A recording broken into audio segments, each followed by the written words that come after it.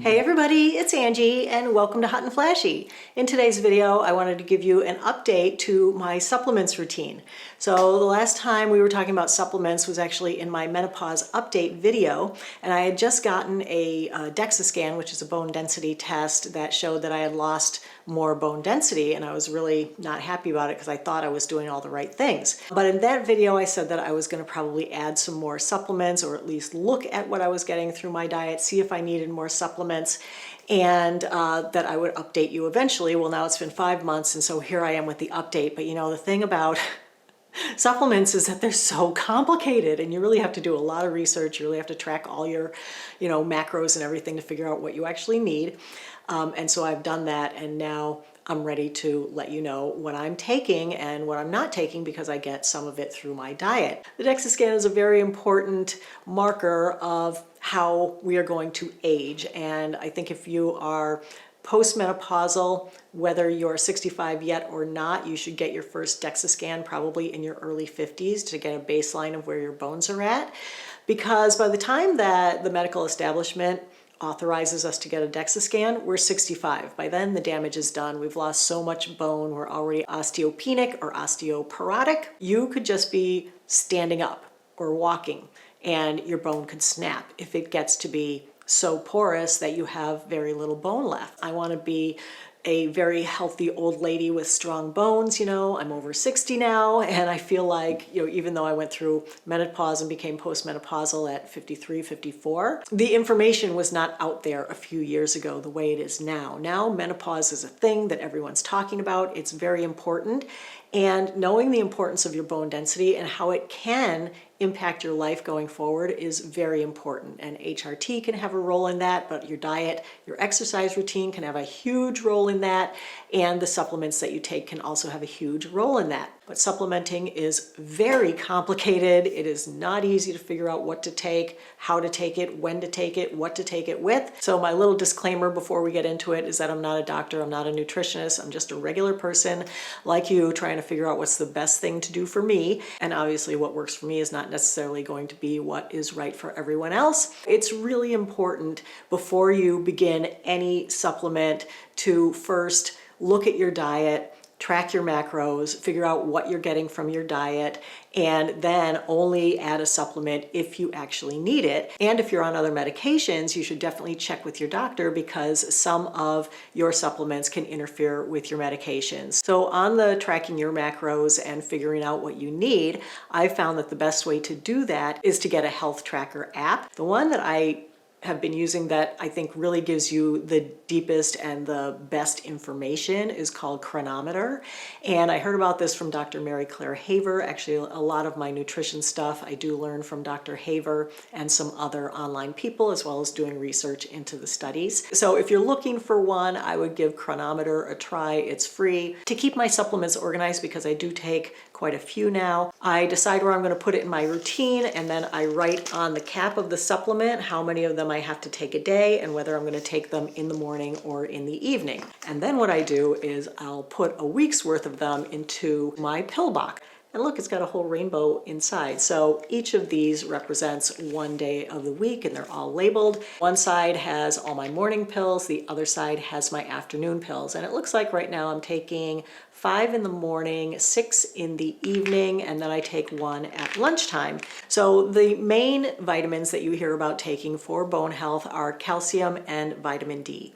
And I think probably the main reason that my DEXA score was lower is because I really wasn't getting enough calcium and vitamin D. I always thought I was getting plenty from my diet, but as it turns out, both calcium and vitamin D are two of the hardest vitamins to get just through diet. So let's start with calcium. The standard guidelines for the average person are to get 800 to 1,000 milligrams a day, but for postmenopausal women who are concerned about osteoporosis or osteopenia, the recommendation is 1,200 to 1,500 milligrams a day.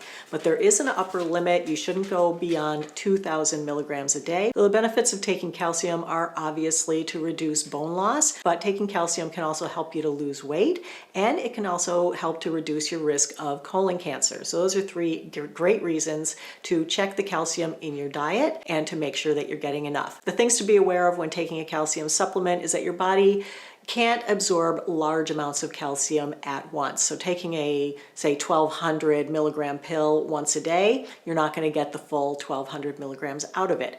Your body's best at absorbing about 500 milligrams at a time. Your body also needs vitamin D to absorb the calcium, so you have to make sure that you're getting enough vitamin D at the same time that you're taking your roughly 500 milligrams of calcium 3 times a day. Unfortunately, there are also some risks if you're going to take a calcium supplement. A calcium supplement can cause an increased risk of heart attack and stroke by sending the calcium to your arteries where it builds up and clogs your arteries. If you're not taking the right vitamins to direct the calcium to the right places, like to your bones in your body, this isn't the case for calcium through food. It's only the case with calcium supplements. So if you're getting enough calcium through your food, you don't have to worry about it. Possible risks include prostate cancer, kidney stones, and hypercalcemia, which is too much calcium in your blood. Another thing to be aware of with calcium is that there are 2 supplemental types of calcium.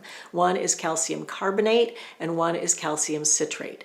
Now, calcium carbonate provides 40% elemental calcium. That's a mineral that comes from the earth or comes from seaweed. That can cause gas, bloating, and constipation. Oh, what fun. The other kind of calcium is calcium citrate. That one has less elemental calcium per gram. It's 21%. So you're getting roughly half as much calcium per gram of a supplement of calcium citrate than you are with calcium carbonate. But calcium citrate might not cause the same kind of intestinal distress as calcium carbonate.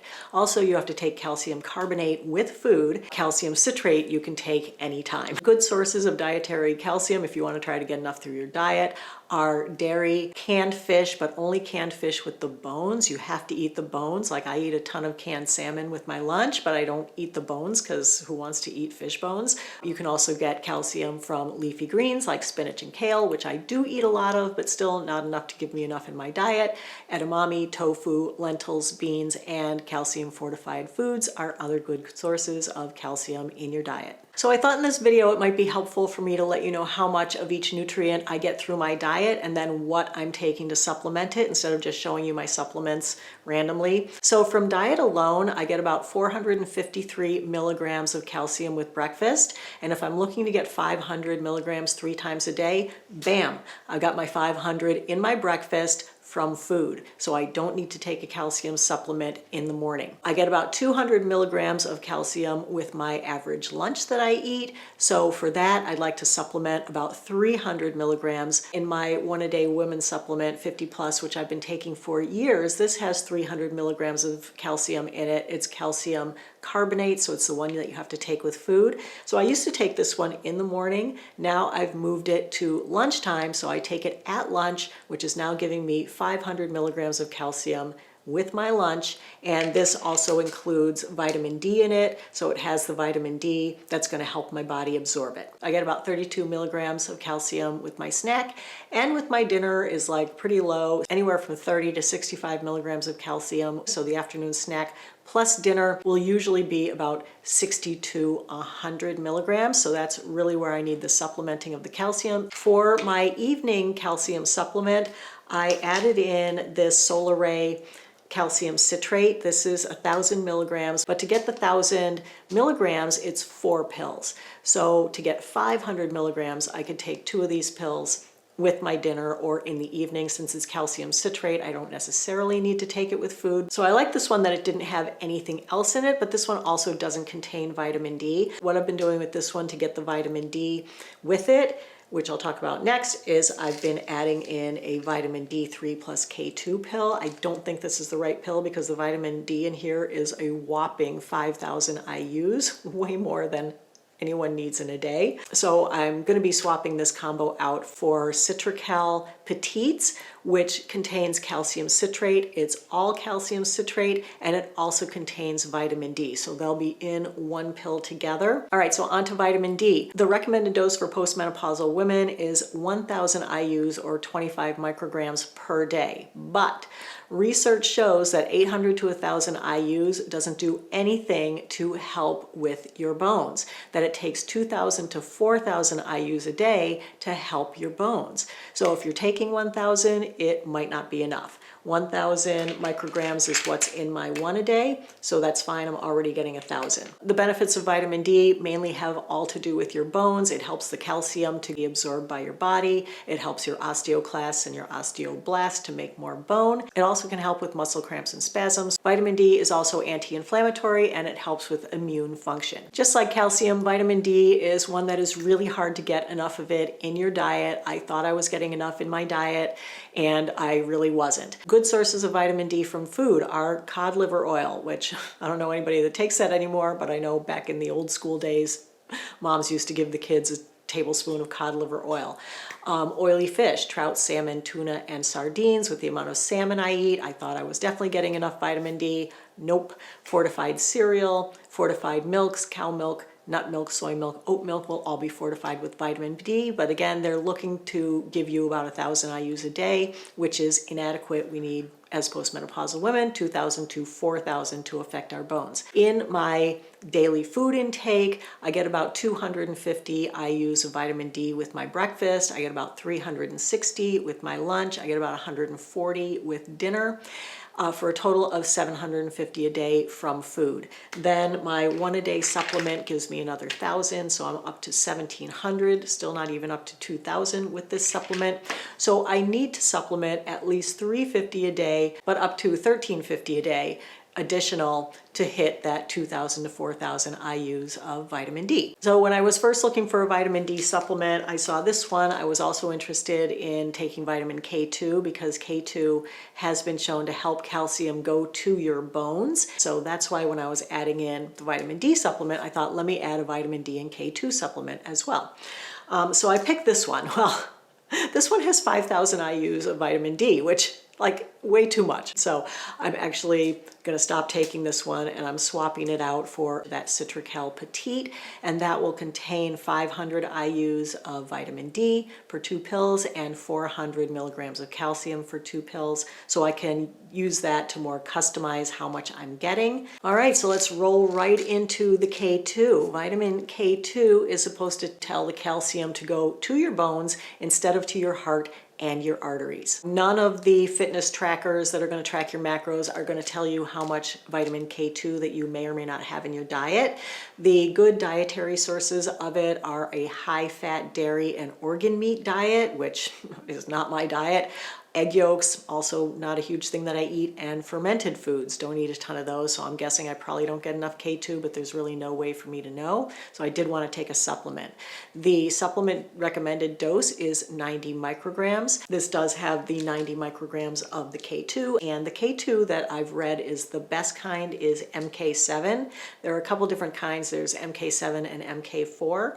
I guess MK4 is metabolized very quickly, and so you have to take a lot more doses of it throughout the day, where MK7 is more of a slow release, and so you can take it once, I think, and be good for the day. I'm not sure if I should be taking the K2 in the morning or if I should take it at night, or if I can get it in 2 doses a day, I would do 1 in the morning, 1 at night to make sure I was getting that K2 spread out, but I'm not 100% sure. If you're a nutritionist and know more about this than I do, please feel free to let me know in the comments what's the best way to take K2, if I should be taking smaller doses throughout the day. Anyway, the one I'm thinking that I'm gonna get is this NutriCost K2 MK7. It's 100 micrograms per day. And then the other 2 vitamins that I had spoken about in the previous video that I was thinking of adding for bone health were zinc and magnesium. You're supposed to get about 8 milligrams a day of zinc. Zinc supports bone formation and strength. It also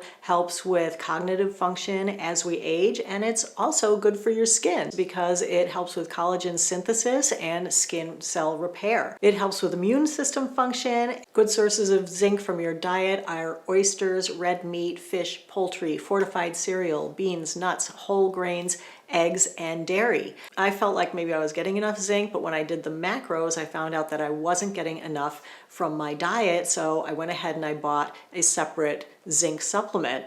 But what I should have done first is looked at my other supplements to see if there was zinc in them, and of course there was. So by the time I added in my other supplements, I already had enough zinc, so I didn't need the extra zinc supplement that I bought. So always check your other supplements to see what they contain before you add another supplement as well, because that you could be getting enough. So in my diet, I'm getting 0 milligrams of zinc with my breakfast, 1.1 with lunch, 3 with dinner. So my total from food is 4.1. So I'm about halfway there. My one a day contains 24 milligrams of zinc, so that gives me enough for the day. But then a supplement that I take for my eye health, which not everyone is going to take, is Preservation AREDS 2. This provides 80 milligrams of zinc as well. So I am over 100 milligrams of zinc for the day. So I actually didn't need that extra zinc supplement. And the last supplement that I was thinking of adding for my bones is magnesium. The recommended dose for magnesium for postmenopausal women is 320 milligrams of elemental magnesium per day. And as with everything, it's best to get it from your food. Adequate magnesium intake can be helpful for your sleep, for keeping your heart healthy, keeping your bones healthy, and also for helping with depression. So those are 4 things that really affect postmenopausal women. So making sure you have enough magnesium either through your diet or supplementing it is also really important. Research has shown that women with higher magnesium blood levels have higher bone density. Good sources of magnesium in your diet are spinach, broccoli, nuts, seeds, legumes, whole grains, fruit, avocados, tofu, yogurt, nut milk, milk, black beans, and edamame, all things that I eat a lot of, especially the nuts and the seeds. Pumpkin seeds especially are a really good source of magnesium. So not surprisingly, I get plenty of magnesium in my diet. I don't need a magnesium supplement. In my diet, I get about 113 milligrams from breakfast, 224 with my lunch, 10 milligrams with my snack, and 160 milligrams with my dinner, adding up to 507 milligrams of magnesium from food a day. So clearly no supplement needed there. But there's also 50 milligrams of magnesium in my one a day. When looking for a magnesium supplement, there are different types of magnesium that you can take. The one with the lowest bioavailability, and therefore the one that your body has to struggle to absorb, is magnesium oxide. And of course, that's the kind of magnesium that is in my one a day. So it's not the best kind of magnesium in here. So I'm happy that I get enough for my food. The better and more bioavailable types of magnesium are magnesium lactate, magnesium aspartate, magnesium citrate, magnesium chloride. There's also a 5th type, magnesium L-threonate, that has been shown in recent research to cross the blood-brain barrier,